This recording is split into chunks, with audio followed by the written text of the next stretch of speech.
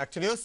ఒరిస్సా రాష్ట్రంలో మావోయిస్టులు పెట్టలేకపోతున్నారు. వరుసగా పోలీస్ ఠాణాలు, ఆయుధాగారాలు, పోలీస్ ట్రైనింగ్ క్యాంపులను పేల్చివేసి వందలాది తుపాకులు ఎత్తుకెళ్తున్నారు. దీంతో ఒరిస్సా రాష్ట్రం రావణ కాష్టంగా రగులుతోంది. మరుభూమిగా మారిన ఒరిస్సా రాష్ట్రం నుంచి మా ప్రతినిధి రెహమాన్ అందిస్తున్న స్పెషల్ స్టోరీ.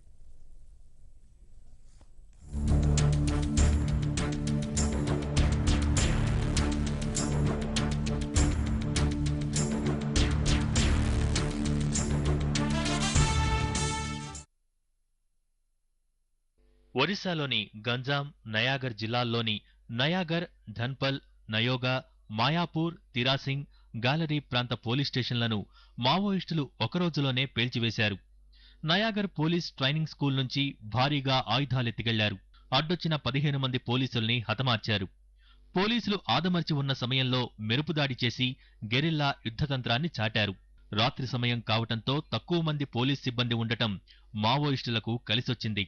తూటాలు అయిపోయే వరకు పోరాడానని, వరుసగా వర్షంలా కురుస్తున్న మావోయిస్టుల తూటాలు, పెట్రోల్ బాంబుల దాడులతో చేసేది లేక తాను మావోయిస్టులకు లొంగిపోయినట్టు దాడి సమయంలో ధన్పల్ పోలీస్ స్టేషన్లో సెంట్రీగా ఉన్న దామోదర్ సాహు అనే జవాన్ టీవీ5తో అన్నాడు. పోలీస్ స్టేషన్ పై దాడి చేసినప్పుడు నేను సెంట్రీ డ్యూటీలో ఉన్నాను.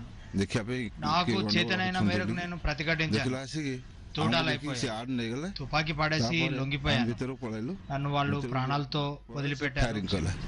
మెరుపు దాడి కావటం వల్ల తామేమీ చేయలేకపోయామని, ఈ ఘటన పోలీసుల ఆత్మస్థైర్యాన్ని దెబ్బతీయబోదని, జీతం కోసం పోలీసుద్యోగంలో చేరిన వారిని హతమార్చడం ద్వారా ప్రజల్లో మావోయిస్టులు సానుభూతి కోల్పోయారని నయాఘర్ ట్రైనింగ్ క్యాంప్ అధికారులు అంటున్నారు.